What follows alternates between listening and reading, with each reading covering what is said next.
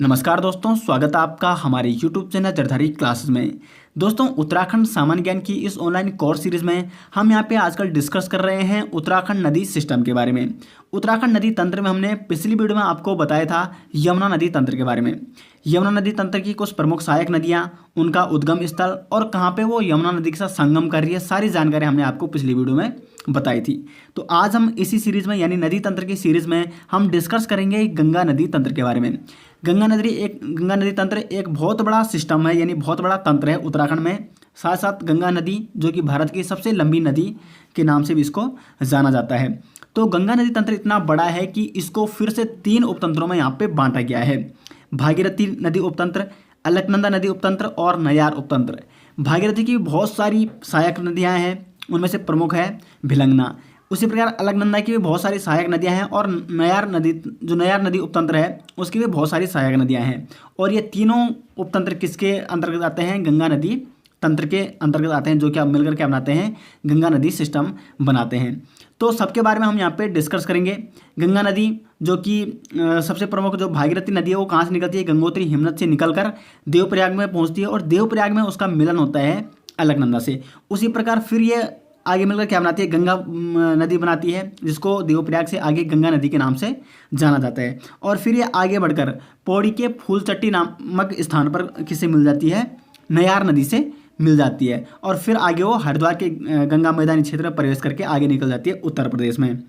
तो यहाँ पे जो ये नदी तंत्र है, गंगा नदी तंत्र जो 3 भागों में यहाँ पे बांटा गया है, तो हम 3 पार्टों को अलग अलग वीडियो में यहाँ पे डिस्कस करेंगे। क्योंकि यहाँ पे क्या है, मैंने बोला था कि ये क्या है, एक बहुत बड़ा सिस्टम है। अगर हम एक साथ तीनों को डिस्कस करेंगे यहाँ पे तो आपको बहुत ज़्यादा कन्फ्यूजन होगा। इसलिए हम भागीरथी नदी उपतंत्र को अलग डिस्कस करेंगे, अलकनंदा नदी उपतंत्र को अलग वीडियो में, और फिर नयार नदी उपतंत्र को अलग वीडियो में यहाँ पे डिस्कस करेंगे। तो आज हम यहाँ पे भागीरथी नदी उपतंत्र के बारे में डिस्कस करने वाले हैं। तो आइए दोस्तों, आज की वीडियो शुरू करते हैं। दोस्तों, हम आपके ला रखे हैं उत्तराखंड जीके ऐप, जिसमें आपको उत्तराखंड सामान्य ज्ञान detail notes, Uttarakhand GK MCQ practice set और Uttarakhand competitive exam previous year paper आपको प्रोवाइड किए जाएंगे। तो आपको जाना है अपने गूगल प्ले स्टोर में और यहाँ पे सर्च करना है उत्तराखंड जीके ऐप। यहाँ पे उत्तराखंड जीके ऐप आपको सर्च करना है और यहाँ पे आप देख सकते हो उत्तराखंड जनरल नॉलेज 2020 के नाम से हमारा ऐप है और एसजे ग्रुप का ऐप है। तो इस ऐप को आपको इस क्लिक करना है और इसको आपने इंस्टॉल कर देना है और इसका आपको लुत्फ़ उठाना है। और अगर आपको ये ऐप अच्छा लगता है तो इसको आपको 5 रेटिंग देनी है और साथ ही साथ इसके बारे में कमेंट बॉक्स में अपनी राय ज़रूर दें।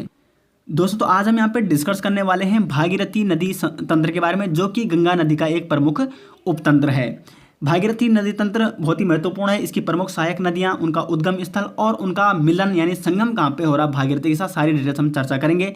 लेकिन उससे पहले बता दूं आपको कि अब आप हमें हमारे फेसबुक पेज, टेलीग्राम पे या इंस्टाग्राम पे फॉलो कर सकते हैं। वहाँ पे हम ऐसी महत्वपूर्ण जानकारी आपको शेयर करते रहते हैं। लिंक आपको वीडियो के डिस्क्रिप्शन में मिल जाएगा। दोस्तों, तो ये आप देख सकते हो, ये मैप है और सारे मैप के माध्यम से ही मैं आपको सारी नदी सिस्टम के बारे में, जो हमारी सीरीज है नदी सिस्टम वाली, सारे हम यहाँ पे मैप के माध्यम से ही आपको समझाएंगे। आपको भी क्या करना है, मैप बनाना है और मैप के माध्यम से ही अच्छे से समझना है। तो भागीरथी का जो उद्गम स्थल होता है वो होता है गोमुख, जो कि उत्तरकाशी में स्थित है। गोमुख किसके अंतर्गत आता है? गंगोत्री ग्लेशियर के अंतर्गत आता है। अब ये गोमुख क्यों पड़ा? यहाँ का नाम यहाँ क्या है? वहाँ पे गाय के मुख की तरह आकृति है, जहाँ से निकल रही है भागीरथी नदी। ये भागीरथी नदी निकल रही है। अब यहाँ पे गाय के मुख की आकृति होने के कारण इसका नाम क्या पड़ा? गोमुख पड़ा। अब जैसे मैंने बताया कि गोमुख क्या है, गंगोत्री ग्लेशियर के अंतर्गत आ रहा है। और गंगोत्री ग्लेशियर जो कि उत्तराखंड का सबसे बड़ा ग्लेशियर है और साथ ही साथ भारत का दूसरा सबसे बड़ा ग्लेशियर कौन है? गंगोत्री ग्लेशियर है। भारत का सबसे बड़ा ग्लेशियर कौन है? वो है सियाचिन ग्लेशियर। बहुत ही इंपॉर्टेंट है, भारत का सबसे बड़ा ग्लेशियर सियाचिन ग्लेशियर है और दूसरा सबसे बड़ा ग्लेशियर गंगोत्री ग्लेशियर है। तो गंगोत्री ग्लेशियर से के प्रमुख स्थान गोमुख से निकल रही है यहाँ पे भागीरथी, जो कि आगे बढ़ती है। और सर्वप्रथम उसमें उसकी जो सहायक नदियां हैं भागीरथी की, वो कौन है? रुद्रगंगा। रुद्रगंगा कहाँ से आ रही है? रुद्रगेरा ग्लेशियर से, जो कि क्या है, गंगोत्री ग्लेशियर के पूर्व में स्थित है और उत्तर में भी। तो रुद्रगेरा ग्लेशियर से निकल रही है यहाँ पे रुद्रगंगा और सर्वप्रथम वो मिल रही है भागीरथी नदी से। यानी भागीरथी नदी की सर्वप्रथम सहायक नदी कौन से है? रुद्रगंगा। उसके बाद भागीरथी नदी पहुंचती है गंगोत्री धाम में। गंगोत्री धाम में गंगोत्री मंदिर स्थित है और गंगोत्री मंदिर का निर्माण किसने किया था? अमर सिंह थापा जो कि क्या है, गढ़वाल के एक प्रमुख सूबेदार या सूबा रह चुके हैं। मतलब जब मैंने गोरखा शासन आपको पढ़ाया था तो उसमें भी मैंने ये चीज़ें आपको बताई थी कि अमर सिंह थापा ने 18वीं शताब्दी में गंगोत्री मंदिर का निर्माण कराया था। तो अगर आपने गोरखा शासन वाली वीडियो अच्छे से देखी होगी, 2 पार्ट मैंने बना रखे हैं, तो आपको ये चीज़ें ध्यान होगी। तो गंगोत्री मंदिर का निर्माण कराया था अमर सिंह थापा ने। और उसके बाद यहाँ पे मतलब गंगोत्री मंदिर में गंगोत्री धाम में केदार गंगा आ रही है। यहाँ से कहाँ से, केदार ताल से होकर आती है और केदार गंगा मिल जाती है गंगोत्री धाम में भागीरथी से। तो 2 प्रमुख सहायक नदियाँ मिल गई, एक रुद्रगंगा मिल गई गंगोत्री से कुछ दूरी पर स्थित, और दूसरी मिल गई केदार गंगा जो कि गंगोत्री धाम में समा गई, यानी संगम कर दिया जिसने भागीरथी से। अब देखो गोमुख और गंगोत्री धाम की जो दूरी है लगभग 20 से 22 किलोमीटर है। कितनी, 20 से 22 किलोमीटर दूर स्थित है गोमुख गंगोत्री धाम से। उसके बाद गंगोत्री धाम से भागीरथी 2 प्रमुख सहायक नदियों को लेके आगे बढ़ती है और पहुंच जाती है यहाँ से भैरव घाटी में। भैरव घाटी जिसको लंका के नाम से भी जाना जाता है, ठीक है। भैरव घाटी को कहीं कहीं लंका भी लिखा जाता है क्योंकि यहाँ का नाम लंका भी है, ठीक है। तो यहाँ पे मिल जाती है जाड़ गंगा जिसको जानवी नदी के नाम से भी जाना जाता है। तो जानवी नदी यानी जाड़ गंगा कहाँ से आ रही है, थांगला दर्रे से, थांगला दर्रे के टकनौर नामक स्थान से। तो थांगला दर्रे से निकल रही है यहाँ पे जाड़ गंगा या जानवी नदी, और भैरव घाटी यानी लंका में मिल जाती है, लंका भी इसको कहा जाता है, ठीक है, भागीरथी में। तो 3 प्रमुख सहायक नदियाँ जो कि मिल चुकी हैं भागीरथी में। फिर भागीरथी आगे बढ़ती है और पहुंचती है झाला नामक स्थान पर, और झाला नामक स्थान पर भागीरथी नदी से संगम करती है यहाँ पे उसकी एक प्रमुख सहायक नदी सियागंगा। सियागंगा कहाँ पे संगम कर रही है भागीरथी से, झाला नामक स्थान पर। ये सारी नदियाँ अभी उत्तरकाशी में ही से निकल रही है और उत्तरकाशी से ही संगम कर रही है।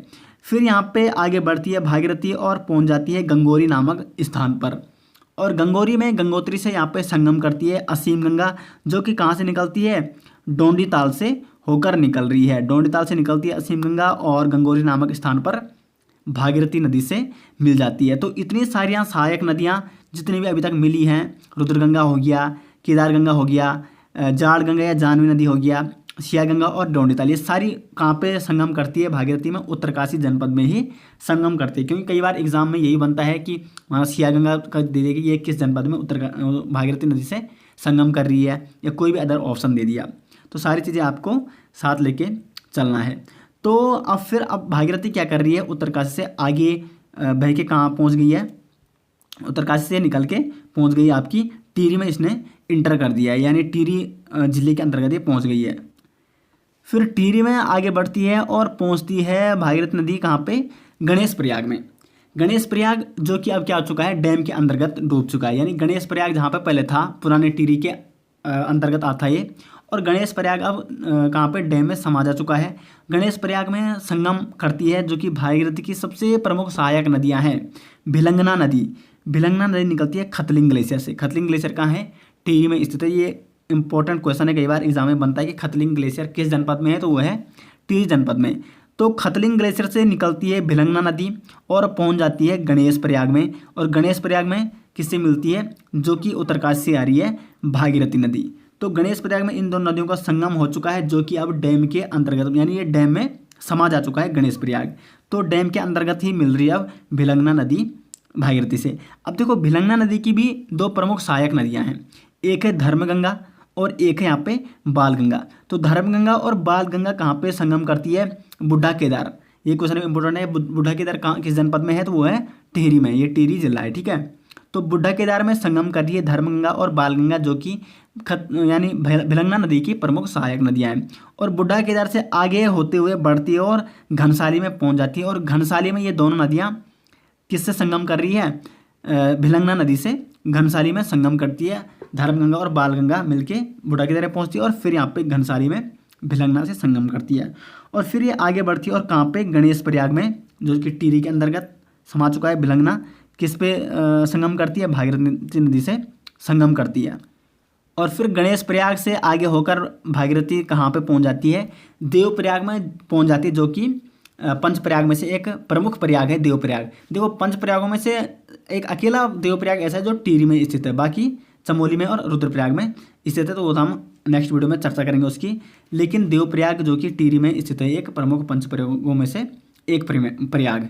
तो देवप्रयाग में अब आएगी यहाँ से अलकनंदा, और फिर अलकनंदा और भागीरथी मिलकर क्या बनाएगी, गंगा बनाएगी, और फिर ये आगे टिहरी और पौड़ी की सीमा बनाते हुए फिर आगे निकल जाएगी। और नयार नदी तंत्र और बहुत सारी ऐसी मतलब छोटी छोटी नदियाँ इसमें मिलती हैं। और कुछ नदियाँ ऐसी भी हैं जो उत्तराखंड से निकलती है लेकिन उत्तराखंड के बाहर गंगा से समा जाती है। तो उन नदियों के बारे में हम यहाँ पे डिस्कस करेंगे। लेकिन आज हम सिर्फ यहाँ पे भागीरथी नदी तंत्र के बारे में हमने आज यहाँ पे डिस्कस किया, क्योंकि अगर हम एक साथ यहाँ पे तीनों नदी जो उपतंत्र हैं, नयार नदी उपतंत्र हो गया, अलकनंदा हो गया और भागीरथी हो गया, उनके बारे में यहाँ पे डिस्कस करेंगे तो बहुत सारा आपको कन्फ्यूजन हो जाएगा।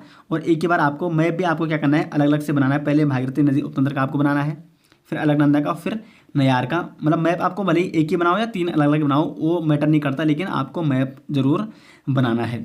तो दोस्तों ये हो गया भागीरथी नदी उपतंत्र। इसके नोट्स आपको हमारे ऐप में ही मिल जाएंगे, जैसे आपको अभी तक मिलते आ रहे हैं। बाकी अगर आपको वीडियो अच्छी लगती है तो वीडियो को लाइक, शेयर और कमेंट जरूर कीजिएगा कमेंट बॉक्स में। और फिर नेक्स्ट वीडियो हमारी आएगी अलकनंदा नदी उपतंत्र के बारे में। इसी मैप के माध्यम से मैं आपको अच्छे से समझाऊंगा और उसके बाद नयार नदी उपतंत्र भी इसी में समझाएंगे तीसरी वीडियो में। और उसके बाद हमारा गंगा नदी सिस्टम यहाँ पे कंप्लीट हो जाएगा। और फिर हम नेक्स्ट वीडियो में पढ़ेंगे काली नदी उपतंत्र। तो दोस्तों आशा करते हैं आपको वीडियो पसंद आई। वीडियो पसंद आई वीडियो को लाइक और शेयर जरूर कीजिएगा। और चैनल में पहली बार आए तो चैनल को सब्सक्राइब जरूर कीजिएगा। मिलते हैं नेक्स्ट वीडियो, तब तक के लिए धन्यवाद।